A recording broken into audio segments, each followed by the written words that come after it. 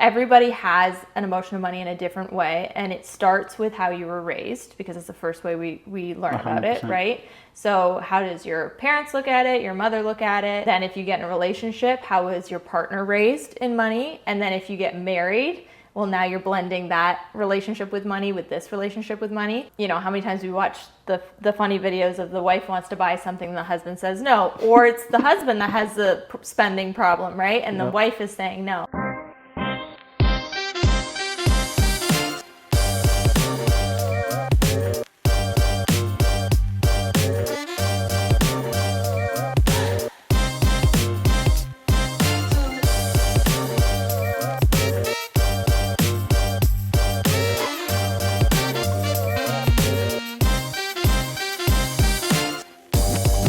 Hello everyone, welcome to another episode of the E-Formula podcast. Today we have an incredible guest in the house, Katie K. Hello. In person in Miami. She For always what? fly up and down.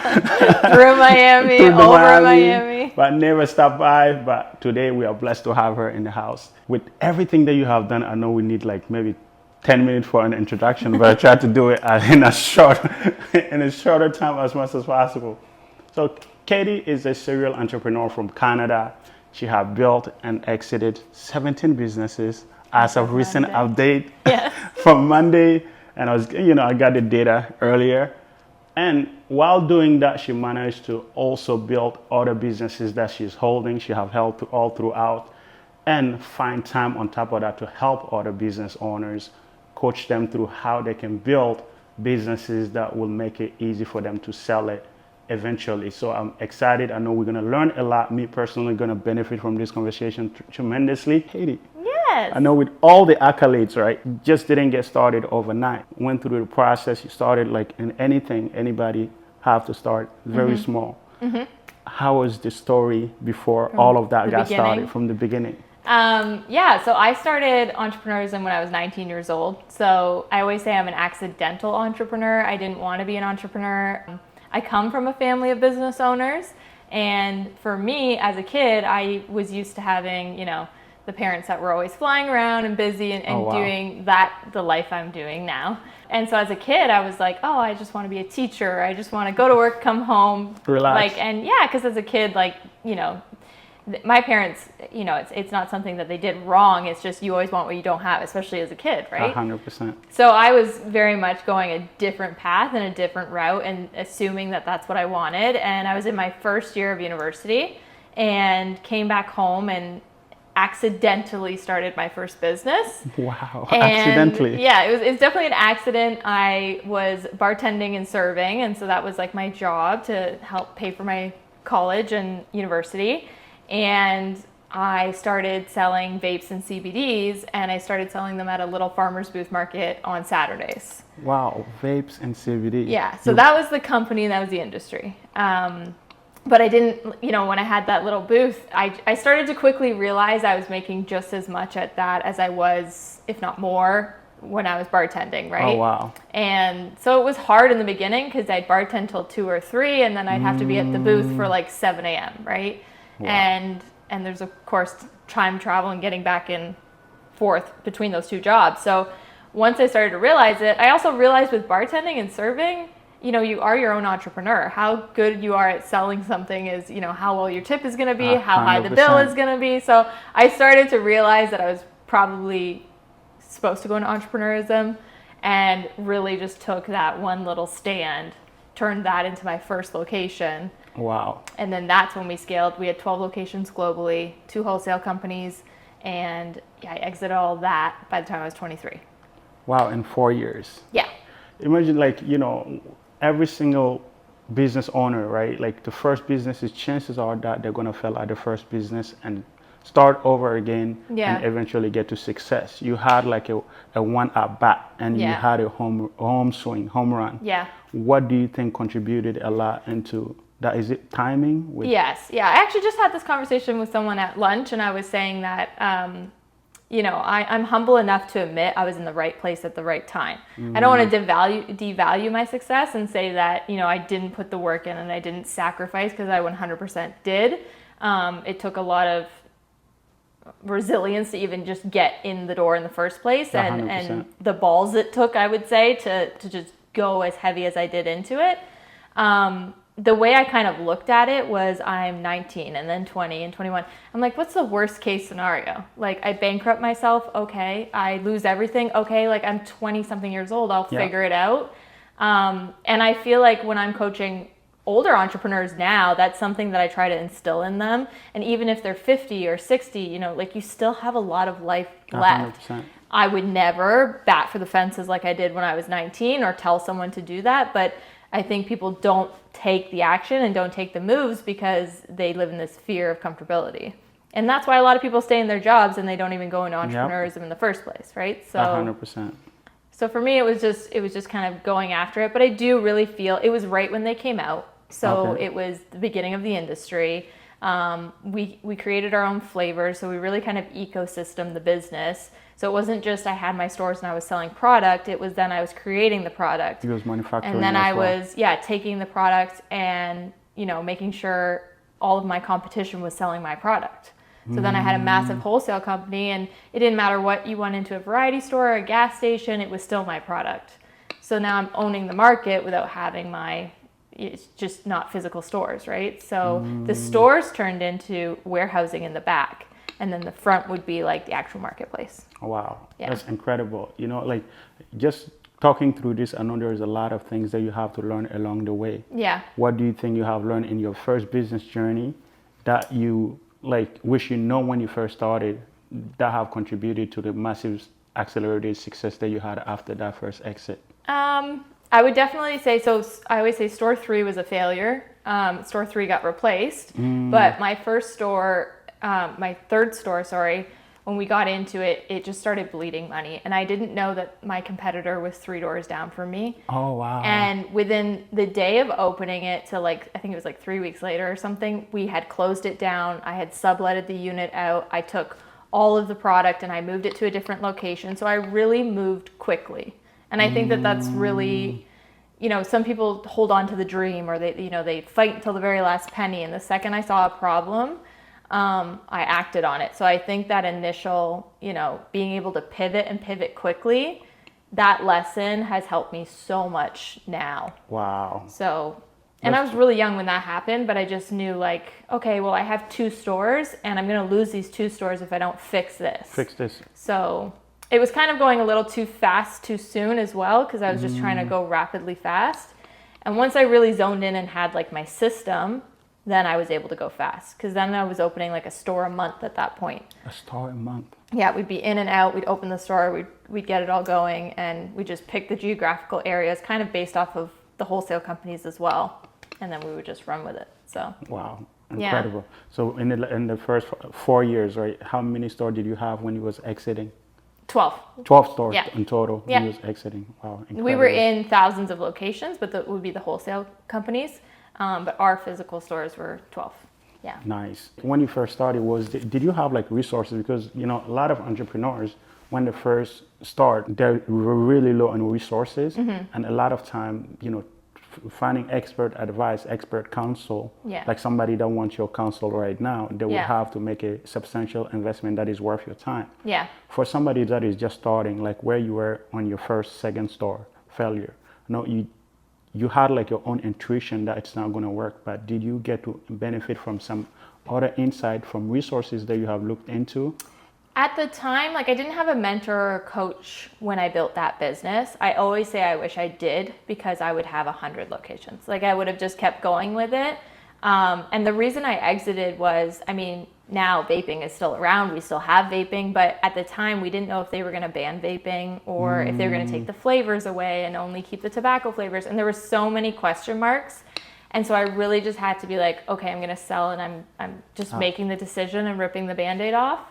And moving on to something else. And so I wish I kind of had a mentor then. I think I didn't even really kind of understand it. There's people in my life I could probably bounce ideas off of. And then as far as like financial resources, when I started, I had nothing. So, you know, I know people get really stressed about, well, I don't have the money. I mean, I didn't let the bartending job go until I could sustain with this, and I didn't let this go until I could sustain with that. So I really just worked it out by the numbers, and I was already a millionaire and I was still driving a Ford Focus. Wow. Like, so I don't care about those things in life. It's more about like, watch the numbers. I don't want to lose anything. I want to make sure I keep growing. And when there was a problem, pivot really quickly so that I didn't lose it all. Wow. So as much as I take the risk, I take the strategic risk, if that makes sense. 100%. And I'm always watching my back. Incredible. Yeah. So after that first exit, now we are after 17 businesses. What are, like, we don't have enough time to go through all the 17. No, we don't. But what are like the key business that, you felt like there is a lot of lessons that you have learned that anybody thinking about starting a business can benefit from right now? I think it's more general statements because I do a lot of different businesses, so we can kind of have people benefit from that. When I sold those businesses off is actually when I met one of my first coaches. I had a coach in between and wasn't the right fit and didn't feel like I was, getting what I wanted out of it. And I was actually in a depression, if anything, because I had all the money and then it was all gone. So my purpose was kind of gone.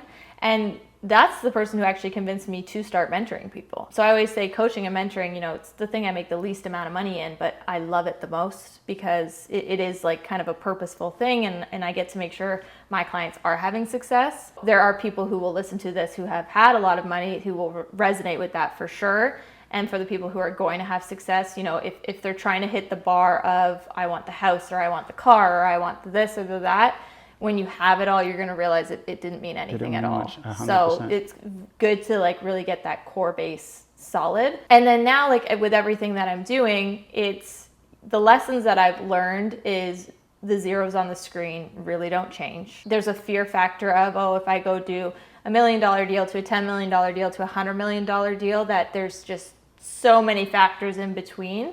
And of course, a bigger deal does have, more factors, but I'm noticing it's a lot easier at this level. There's less people, right? So it's a smaller circle.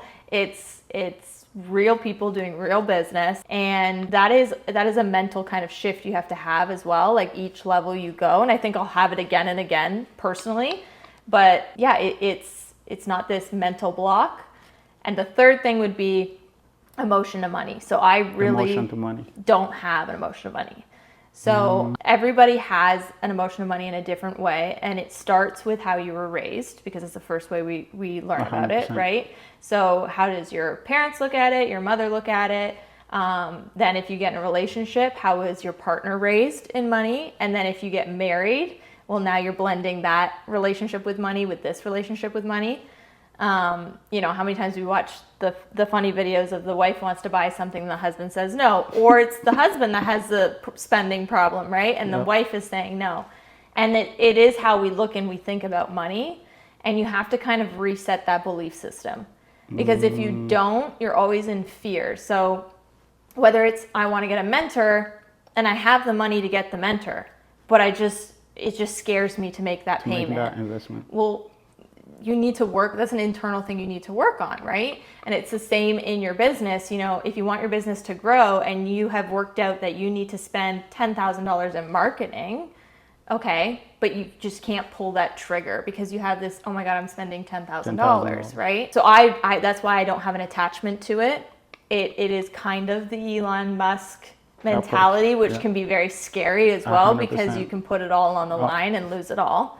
So I try to do it more calculated. I don't ever want to put it all on the line, but I do genuinely, I make sure that what I'm spending, I will get an ROI on, and then it's just digits on a screen.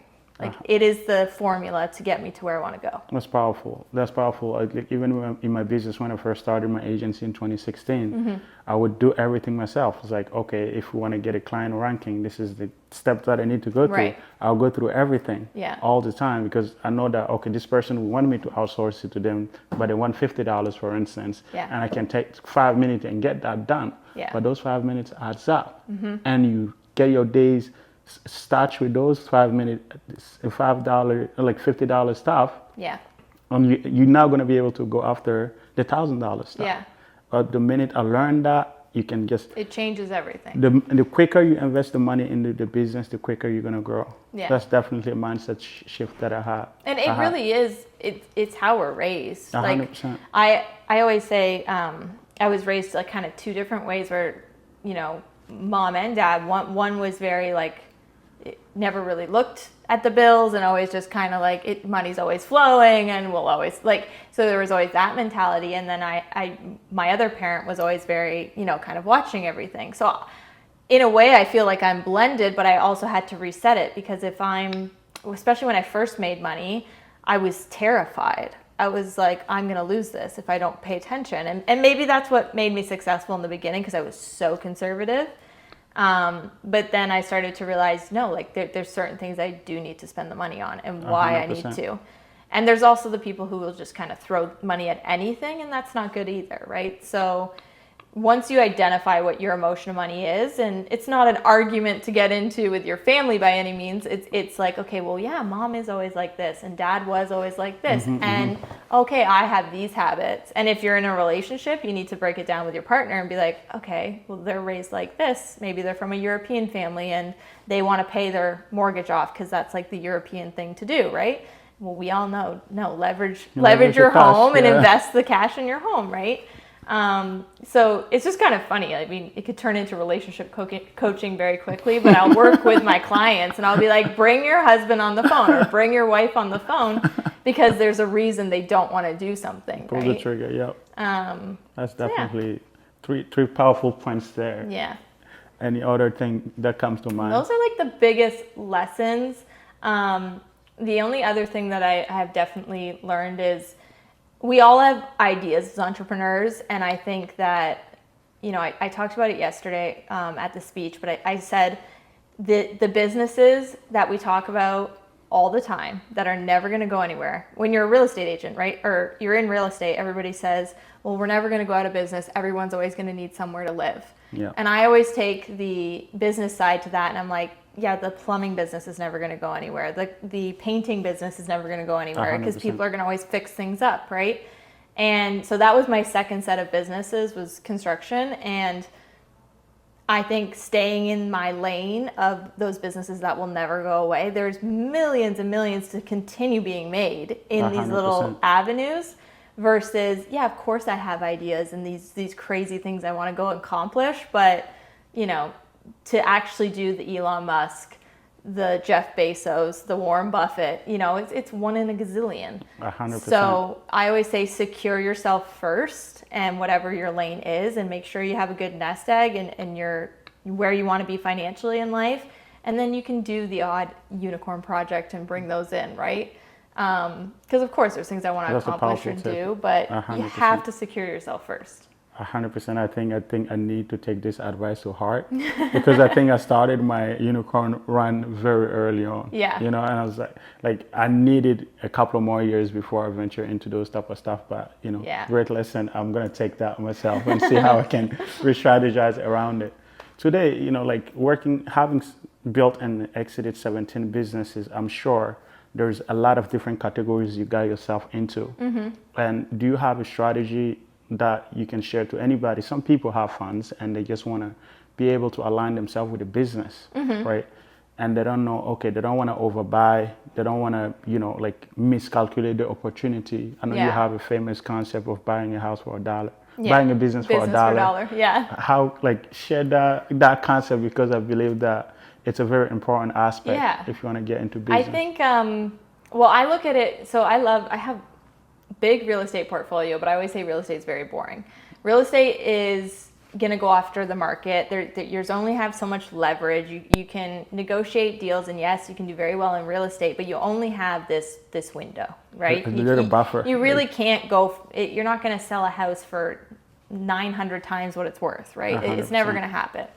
So with business, the reason I like it is because it's more challenging. It requires you to sit down with the owner. And I always talk about, you need to figure out why the owner wants to get rid of the business, why they want to sell the business. And you can get really creative with how you make these offers.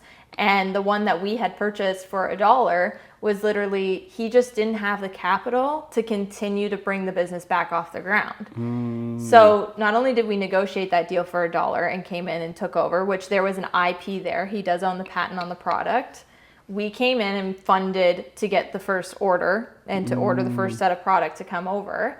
And I put interest on my money. So I could have just come in and been an investor, but let's be creative. He still needs our help to actually build and create that company. He has an idea, but he's never run a business before, right? So in that case, I know he has a full-time job, right? So I know that he's secure in his home and his finances. I know that he just wants this business to thrive again. And as an investor, I can also come in and still make money on my money. 100%. So I found a three-way win-win-win-win-win and purchased it for $1. That came after having probably 2 or 3 calls, very honest conversations about what he's expecting, what he's looking for, and a lot about who he is. And I find like if you go into a business and let's say it's someone who's older and they're looking to retire, a lot of the time people don't even think to sell their business. That's another thing to bring up. So you'd be surprised how many people, if you just walked in and asked, what would you want to sell your business for? They haven't even thought of it. Like they haven't. And everything I do, I've already thought about how I'm exiting it. Wow. Like, because I always go back to front. So we reverse engineer everything in the sense of, I don't know when the day is actually going to be, but I'm going to make sure I'm ready to sell. Wow. So even with the last ones that we just sold, I'm not mentally ready to sell those. I don't want to sell them, but I know that the time and the opportunity is now. So you have to click the button and you have to sell. Wow. This is incredible. So understanding who's the individual, what's the main motivation, and what's the pain points, pretty much epic. One thing that you mentioned is like building to sell, right? I think might be some type of pride associated with some people. It's like, this is my baby, I'm not letting it go. Yeah. Have you ever had to deal with someone like that, or have you ever had that specific attachment to a business that you didn't want to let go? I didn't want to let any of my businesses go, but I know that I have to. This is why I have coaches and mentors, because they all sit me down and say, the time is now. Click the button, Katie. Click the button. Let's go out of the market. So thank God I have them, because I wouldn't have done it. Wow. And I know it's the right decision, but I just get it is my baby. Yeah, it shouldn't be. Yeah. It shouldn't be. And I know I'm going to go build the next thing. It's not, and I have so many other kind of businesses going on. It's just, I get attached to my people. So I get attached to the culture that I create. I know my employees. I know their kids. I know, birthdays. Wow. Like I know everything. So for me, I feel like, I'm letting that go. In reality, they're going to be in my life forever. But that's where the attachment is for me. It's not the business can sell and that's fine. I think I create such a great culture that part of it makes me sad. And I'm not going to go poach people and bring them to the next one, right? The owner is buying it for a reason. So the owner will take over for a reason. But yeah, as far as like people not thinking to sell their businesses, I don't know why. I think they're just constantly thinking about how they can make more money and how they can grow their business, that they ultimately don't think about the final end point. And a lot of people get to, 50s and 60s and they think, my son or my daughter's going to take over the company. And they've gone off and become doctors and lawyers and teachers, and they don't have an interest in it. So it's almost as if that's their hedge in their head that like, okay, my kid will always take it over. And that's usually where the best deals start happening, because once they realize no one else wants it, then they got to try to sell it, and they haven't prepared themselves. They haven't audited their financials. They haven't got themselves ready. They haven't marketed it properly. They're paying themselves a really high salary, which it's a whole kind of mathematical equation of getting your business ready to be sold. And sometimes the clock keeps ticking. And so there's only so much leverage they have in negotiation that they have. And you can usually go in and get really creative. And it's different. It's different with every business owner thinks their business is worth way more than what their business is worth, right? Always. It's like, I don't have a $10 million business. Okay, let's see the numbers, tears, right? Kind of trying to calculate the sweat and tears that went into it. And it's very similar, like a lot of these tactics that I'm saying are very similar to, let's say you're going to buy a property. The difference is a property is going to go off of the square foot of the area that it's in. Yep. So you really can't wiggle much there. You have some negotiations. You could say, okay, like this is cracked, or this is this, or this was that, and therefore I want X amount of dollars off, right? And you can go and you can use your tenacity to get a really good deal, and you will make money.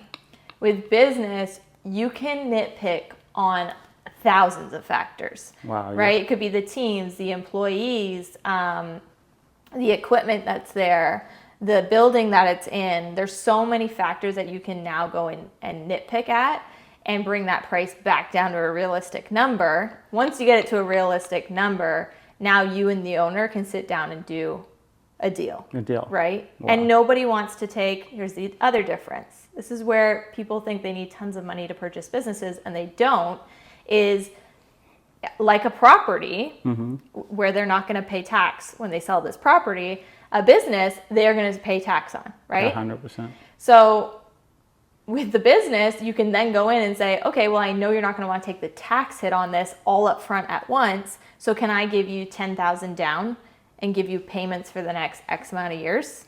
And you can start to get creative with the deals. And that's when it starts to, you really understand who the seller is. And you know, in some cases, maybe they need cash right now. And okay, you can offer them 40,000 cash and they walk away right now. And now you just got a steal of a deal because you know that they're burning and they need cash. 100%. Or you say, okay, well, let's bring it down to a realistic number. And now you've got, basically, they're the bank and they're financing you. And so you can just do so many creative deals that it comes down to how good you are as an entrepreneur in creating that relationship and figuring out what's actually the value that's needed versus why I think real estate is boring, even though I do tons of it, versus you're kind of in a box and you can only go past this box, right? 100%.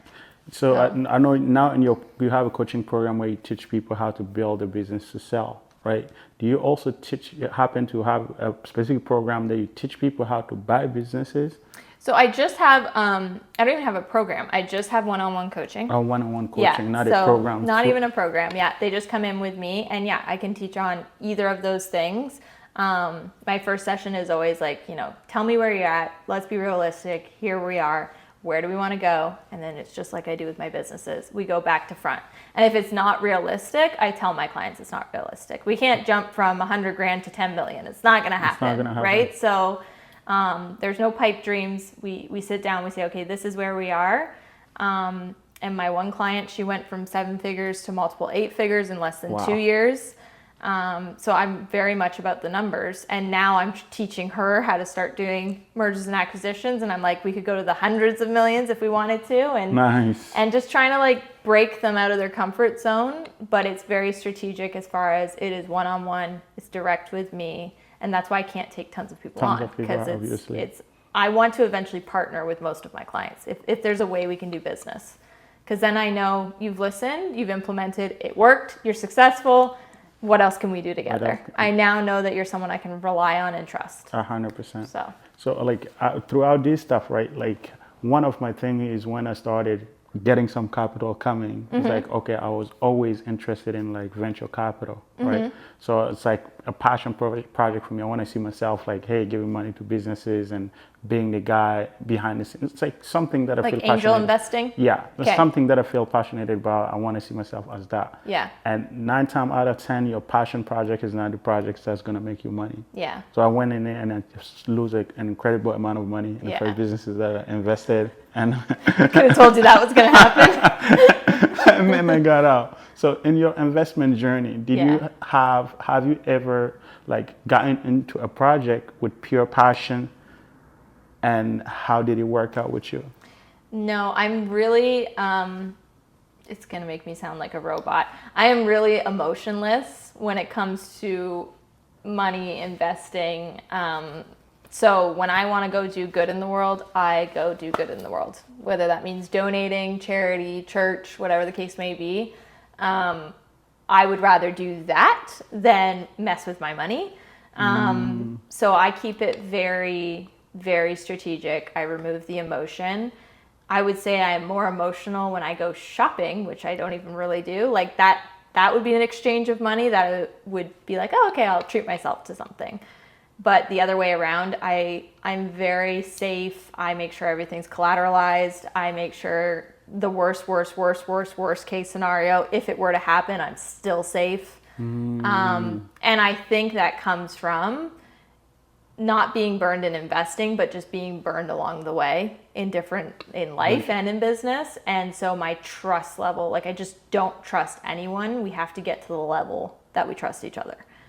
And so some people are like, I don't know, she has a black heart and she doesn't trust anyone, and that's okay too, but it's for a good reason. That protects 100%. me, that protects my employee, that protects everyone behind me, 100%. right? So I'm not, to be the leader, I have to wear that hat. So interesting. yeah.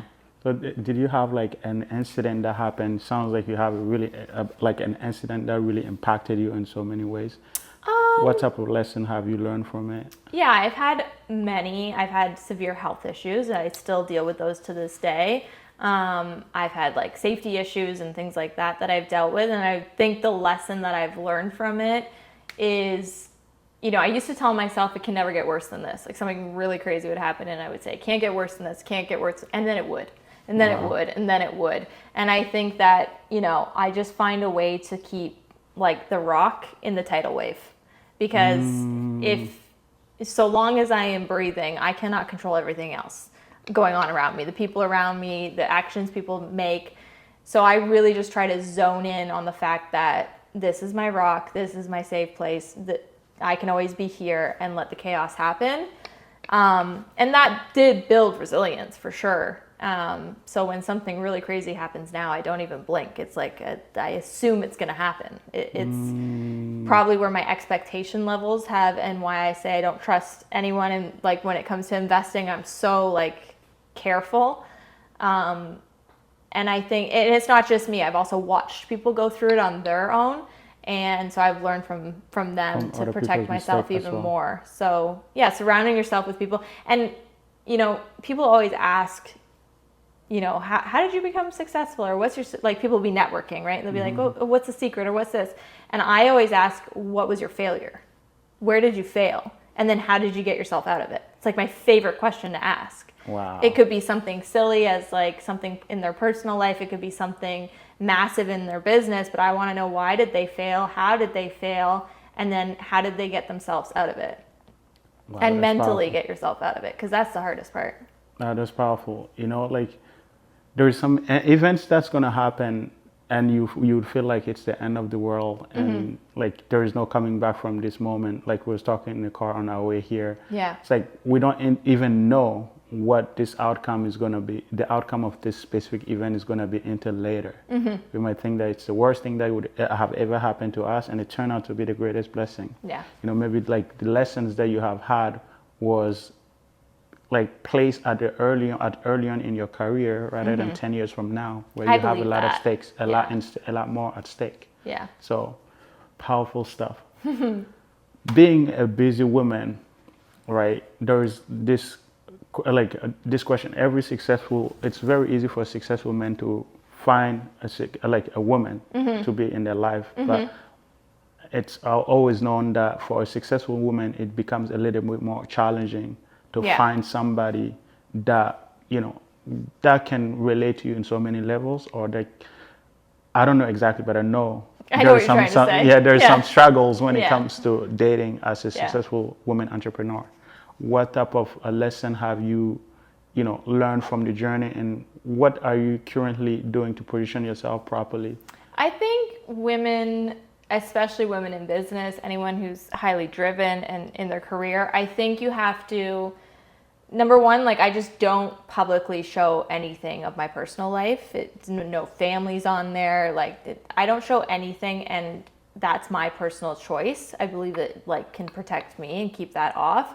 And I think more women should consider doing that, because I think when the power dynamic is shifted, it's just naturally, and I don't mean this in an insult to men, I love men, but, women are usually mentally ahead than males, right? The women are smarter. Right? Data can show that. They figure things out a little bit sooner, and that's fine. But then when you have a power dynamic added to it, where someone else is making more money, you have to have those conversations. Like, you can't just not expect that it's not going to be a problem eventually, because I think highly driven women, there's nothing stopping me doing what I'm going to do in my life. And so someone has to always support that, right? And I think the second you stop the second you stop sacrificing as a woman in business, or a female that's highly driven in corporate and whatever you do, the second you start sacrificing, whether it's he didn't want you to go to the event, so you stayed home that weekend, you didn't do that, like whatever it is, the second you make one sacrifice, it is a ticking time bomb until it's going to be a ripple effect. And I just don't genuinely believe that we should have to sacrifice for anything. So I just don't.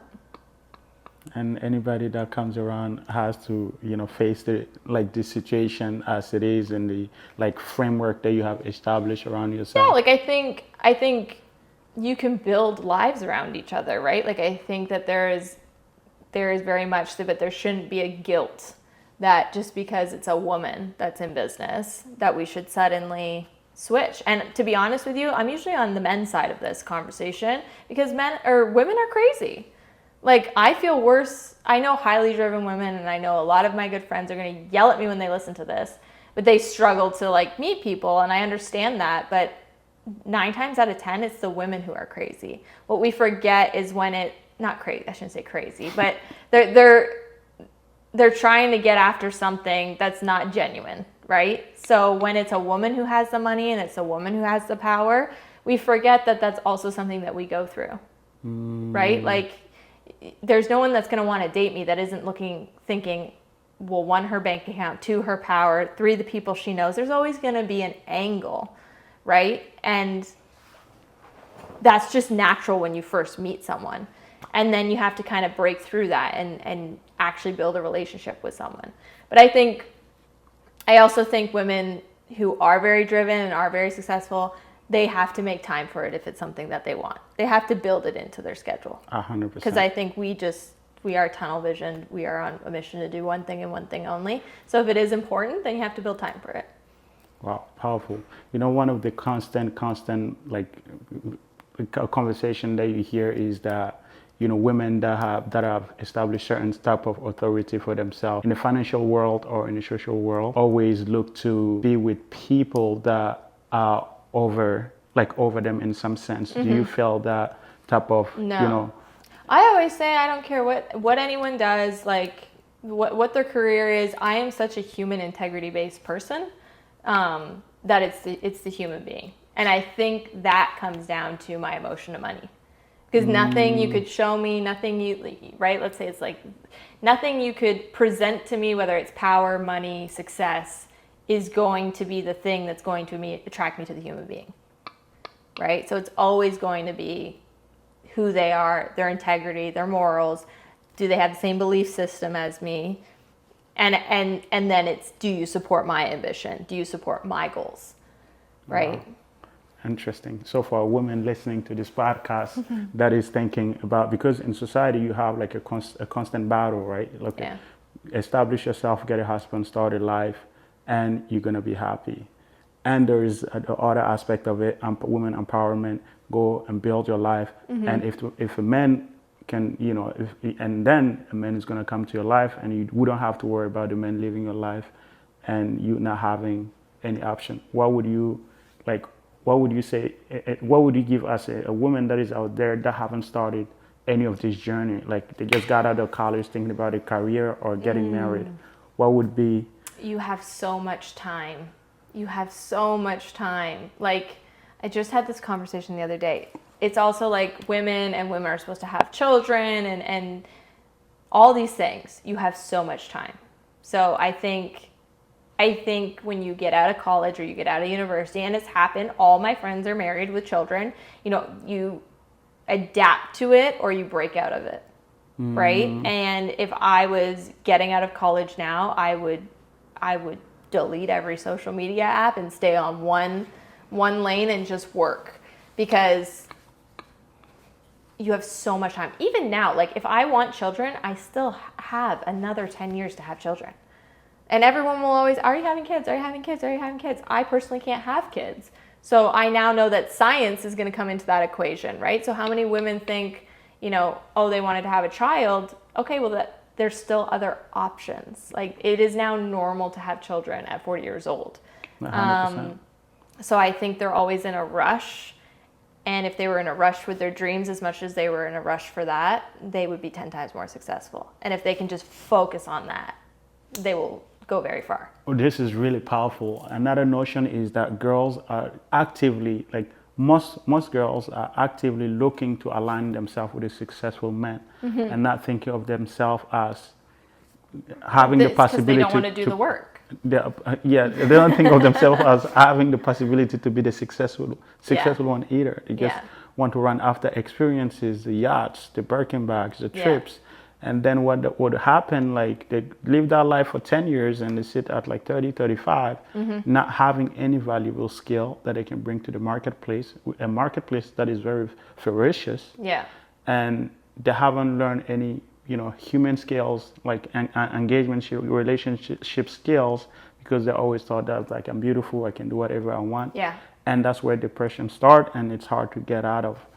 Do you happen to have those conversations with people that you feel like, friends that you feel like? Yeah, it's not in my circle, but I definitely comment on it with friends about others that I watch or witness. One, I think it comes down to there was something wrong internally in childhood, or maybe a relationship in high school or college, or something dimmed their light to make them believe, like, I wasn't the best academic student, but look at me now, right? So I think somewhere some conversation kind of froze them, and a lot of them feel like that's their only option, right? It's the only option to live the life I want is to marry the successful man. To me, it would make me sick to my stomach. Like, I am the worst gift giver ever. You give me a gift, I am awkward. I am like, I don't know what to do with this. Thank you, but I would rather just send you the money back, because I'm just so used to doing it all on my own. So it's like,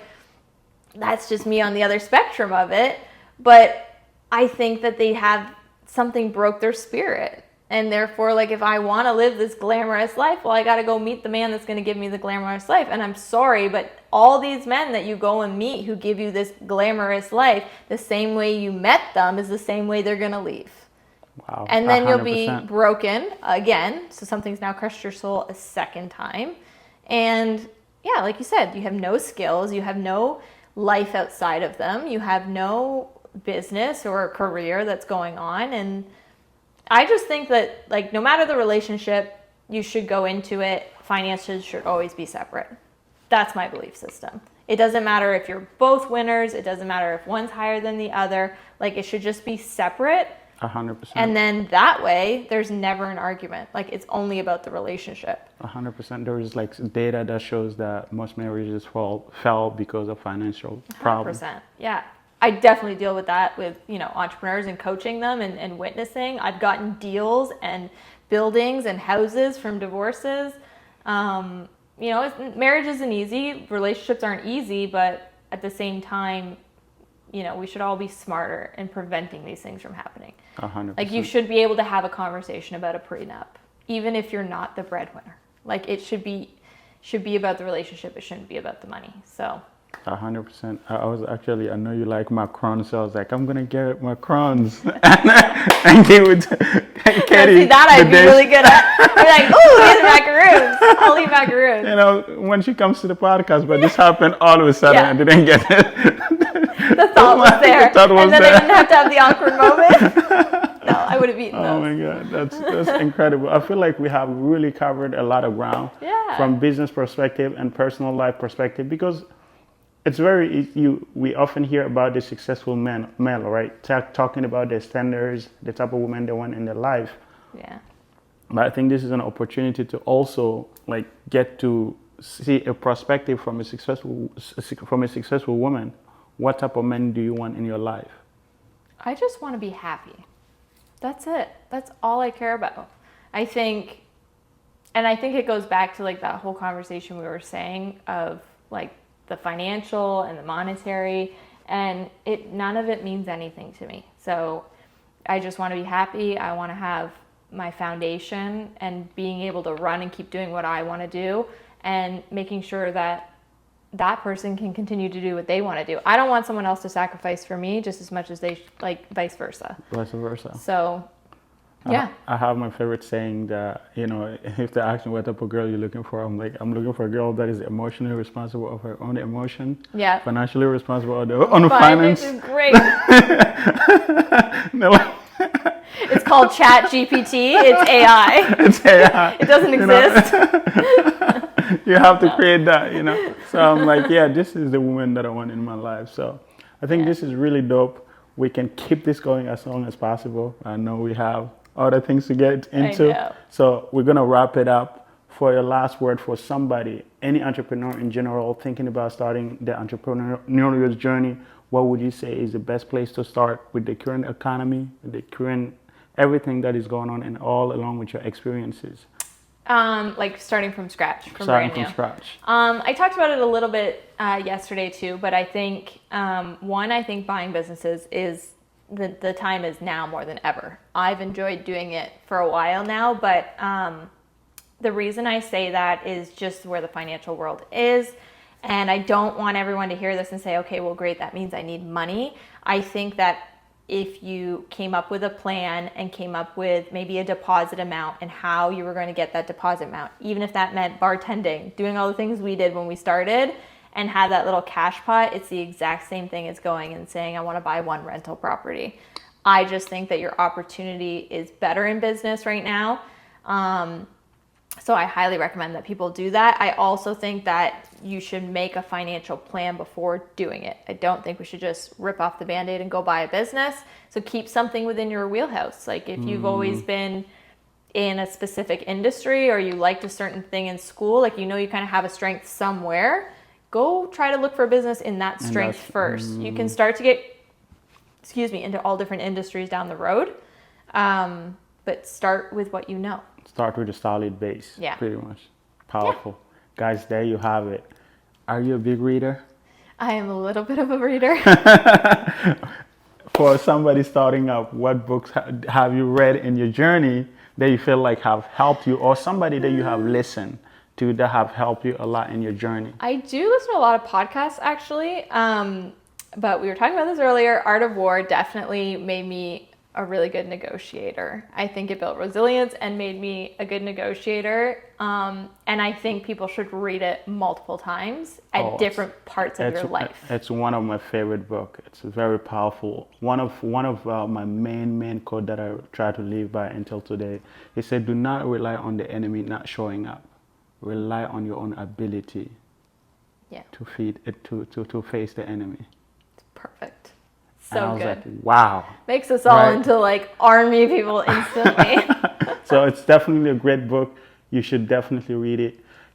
Katie, I came from Africa in 2013, no English, nothing. Until like 8 years later, I was able to experience so many things that I was beyond my belief. Yeah. And I owe most of it to books because I committed for a really long period of time. If that's where I'm going to get the knowledge, I'm going to do as much as I can to enjoy as much as possible. So I've been trying to average minimum 50 books a year. Yeah. I've read a lot of books, and my books have been That's insane. private, like my prized possession. I never wanted to let somebody pick up my book. But since I started the podcast, I decided to do something special. Give every guest access to my library so they can pick up any book of their choice. Cool. So I have some books here. I'm excited. Maybe I would move the camera around a little bit so you can look through it and see if any catch your attention. I have to pick one. Ooh, Yes. I can actually read them from here. Yeah.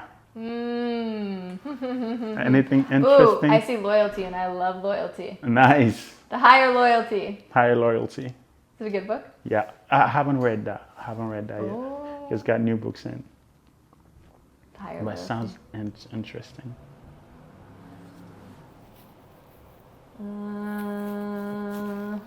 Paradox of choice. Mark Mason wrote something really interesting about the paradox of You have two choice. The Higher Loyalties, though. Two? Yeah, you do. Look, the Higher Loyalty and the Higher Loyalty. Oh, really? Is Higher it two? Loyalty. It's meant to be. Then It's I can meant to read be. it and you That's can read it. And I can read it. So let's I'm gonna grab it. Thank you guys for watching till the very end. Let's go ahead and give a thank you to Katie in the comment section. She's a busy individual running multiple businesses, and she made the time to come and share all these valuable insights and knowledge with all of you guys. So give a lot of thank you to her in the comment section. I'm gonna put her Instagram and in the questions as well in the description as well, so you can follow her and learn more about everything that you do, and potentially maybe get to the point where you can work with her and have her coach you. So until the next one, I'll see you guys later.